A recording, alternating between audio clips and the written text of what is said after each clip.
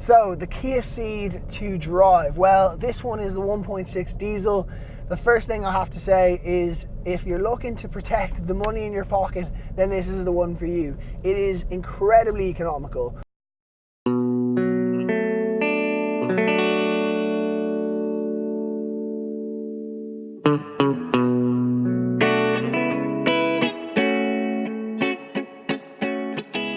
Hello and welcome back to the DoneDeal YouTube channel. Today we're reviewing the Kia Ceed. Now this is actually the all new one and it's got a lot of nice upgrades and things that really make it that bit nicer of a car and a match for its rivals. As this is a 5-door hatchback, it's quite spacious, it's quite practical and it's extremely good value. Prices start at about 23,000 euros on the road. This particular one is the K4 edition, so it's got a little bit more bells and whistles and comes in at about 28,000 euros. Now in my opinion, this is a great car for 28 grand. So let's take a look at it and we'll find out why.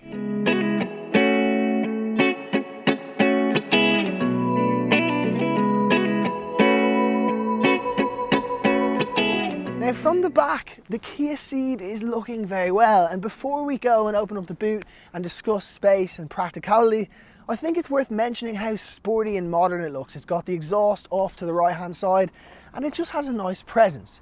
Now when we do open up that boot, you have 395 litres, which is 15 litres more than a Volkswagen Golf and 20 litres more than the Ford Focus. So things are looking good, but how practical is it? Well, it has got 4 tethering points along here, which is good for tying down anything you might need. It also has 2 shopping hooks and a 12-volt socket, so you can charge something in the boot. And basically, if you think about it, no one will be able to see in because this car also has privacy glass, aka tinted windows. Now it also has no load lip, which is brilliant. Under here though, there might be spare storage, but there is no spare wheel, and that is a bit of a shame, as if you watch the YouTube channel, you know I'm a big fan of spare wheels, mainly as a safety precaution, but generally they are quite useful. Now another thing to mention is if you actually fold down these rear seats, which you just do like that, you increase the litres to about 1200. Now why is that important? Well, actually Kia have made this possible to buy as a van, which means you can claim back the VAT and you'll also have loads of space. So it's making it more affordable, and also it's making it more useful for anyone who's working in the trade or has a reason for having no seats in the back. Should you decide to keep those optional rear seats in, then it is good news for you, as there is a variety of different upholsteries to go for. I actually would highly recommend this two-tone kind of leather and cloth. It looks really good, it's nice and vibrant, and it brightens up the cabin quite a lot. Before I go further into the car, I want to talk about how wide this door opens, which is going to be fantastic for bringing in that child seat. And what's more is the ISOFIX points are very easily accessible. The other thing is the covers are actually stuck into the car, which is great, as I feel like in some German cars you're going to lose those covers and it's going to look ugly and bare. Anyway, child seat aside, when you sit in as a grown-up human, it's quite spacious, I have to say, and the seat is really comfortable. It's nice and soft. Good headroom, very good knee room. It is all good. There's also a tiny hump in the floor, which is very nice. It means that middle passenger is going to live in luxury as long as they're not too tall, as even me, who's not very tall at all, is kind of touching the roof.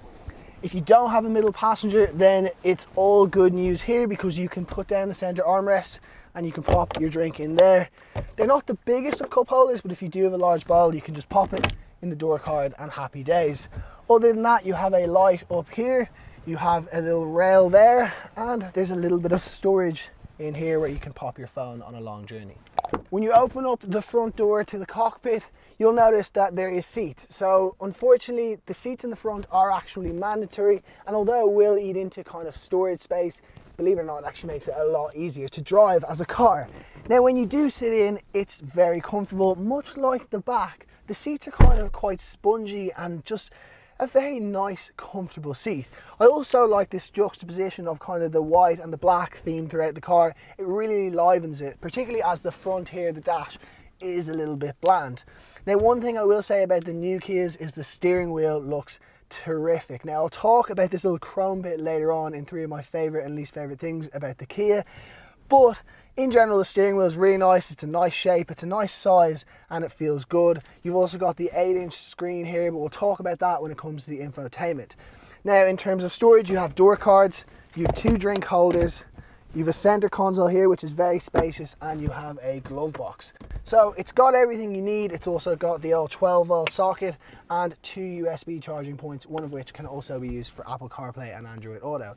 So let's check out the infotainment system. So the infotainment system on this 8-inch screen is actually quite good. Before we touch on it, I do want to say there is a wireless charging point there in this car, which is very nice, and that's definitely the way cars are going. Now, like many cars, it has Android Auto and Apple CarPlay. However, like every car that I know of, you have to plug it in, and I still think, especially with a car that has wireless charging, they should maybe try and create a way to get your Apple CarPlay connected without a wire. Once it does connect up, as you can see, I have to unlock my phone for it to work, and voila, you have your Apple CarPlay. Now, obviously that's got all your apps and it's great, and you can use your maps, your Google Maps, your Apple Maps, whatever you like. There is also an inbuilt sat nav. It's not great, the touch isn't fantastic, but it does work and it is useful to have, I suppose. You've got your radio, your media, and then you can set up the car in all the different ways you like. Switch over to here, and this is where in something like a Golf, we could talk about the digital dash. However, it's kind of old-fashioned in the Kia, and if I was to fault this car in any way, it is that it only has a 4.3-inch screen right there, which has various different options, and you can see different things. You can see what direction you're going in with a compass. You've got your lane assist, which we'll talk more on later, and then you've got all your different driver settings. But in general, I'd say that's a little bit old-fashioned. However, this general infotainment system is quite good. So the Kia Ceed to drive, well, this one is the 1.6 diesel. The first thing I have to say is, if you're looking to protect the money in your pocket, then this is the one for you. It is incredibly economical. In fact, I reckon on an eco run you get well over 1,000, maybe even over 1,100 kilometers to a tank. It just seems to smell the diesel to keep it running.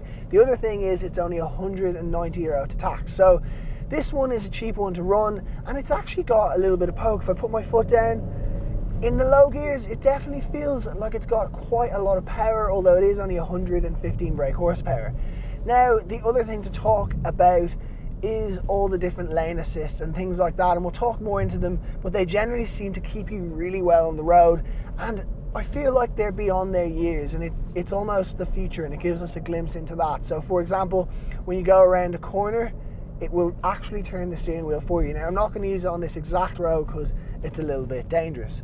Other things I like is it has a manual handbrake, which is very nice. It's a bit old school, it's probably to save money, but as a driving enthusiast, I do like a good handbrake. Now, to drive, and now I spoke about the power, but as a driving car in terms of handling, the gearbox, the clutch, it's all pretty good too. So it's not as tight around a bend, and the steering isn't as responsive as something like a Golf or even a Ford Focus. However, I will say that the gearbox is nice, and what's more important is the clutch is as light as a feather. So if you're going to be in traffic, that is no problem at all in the Kia Ceed. And that's basically it. All in all, it's a great car to drive. It's easy, it's responsive. I think that's the thing about any car nowadays in this kind of section of the market, is you want it to be easy for anyone to drive, and this certainly ticks that box. Like in all our reviews, we want to talk about 3 of our favourite and 3 of our least favourite things about the Kia Ceed. So number 1 is actually this. Earlier on, I looked back at the car and it looked like someone had Kia'd the whole thing, because there is almost a protective layer, I'm guessing to protect against stone chips and anything else like that on the road, but it's a definitive line the whole way across the bottom. And the separation between the 2 different paints makes it look like a massive key mark or a scratch.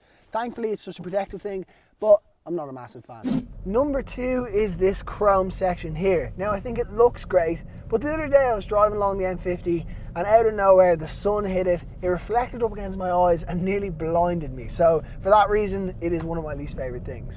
And last but not least is the lane assist. Now, it's ironically one of my favourite things. However, when you're driving on, let's say, a country road like this, and when you're going around a corner, you tend to go over the lines a little bit, and you seem to fight the lane assist as it vibrates when you go over that line, almost to alert you, but it can be a bit frustrating. The good news is it can be turned off at a touch of a button. Ironically, one of my favorite things is actually the lane assist in this car. Now, I was hoping to show it to you, but unfortunately we've hit rush hour and it wasn't working on the mountain roads. But actually, much like the Hyundai Kona, which we recently reviewed, it really holds the corners and will actually take a bend for you. I wouldn't suggest it, but if you take your hands off the steering wheel, it will turn the corner, and that is phenomenally impressive, and you only really expect to see that in the premium cars. So to see it in something like a Kia is phenomenal. Number 2 on my favorite things about the Kia Ceed are these kind of little grooves. And now I don't know how well the camera really picks up on them, but if you take a look at it from the front, it looks a lot meatier and a lot sportier and gives it a lot more presence on the road, which I think the old Kias lacked, or the old Kia Ceed lacked. So definitely these grooves are my top 3 favorite things.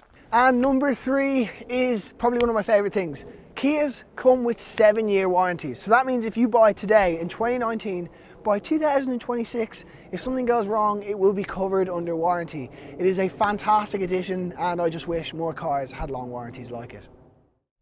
All in all, I think that the Kia Ceed is an absolutely fantastic car. And now I don't want to insult it and say it's great value for money, but it is great value for money. But what's more is it's actually a great car standing alone. Yes, it doesn't have the finish that something like a Volkswagen Golf or a Ford Focus will have, but it has all the driver aids and it has all the safety equipment, and it is a really nice car to be in, especially when you think that it starts at about 23,000 and you can get a car like this for about 28,000 euros. So all in all, I'm a big fan, and now I know I say that about a lot of cars, but the reality is in today's market in 2019, nearly every car has something to offer for someone. So if we've helped you get into any car, if we've given you some information on the Kia Ceed, then we'd love to hear from you in the comments and let us know what other cars you'd like to see us review in the near future. But for now, we're going to check out and we'll see you in the next video.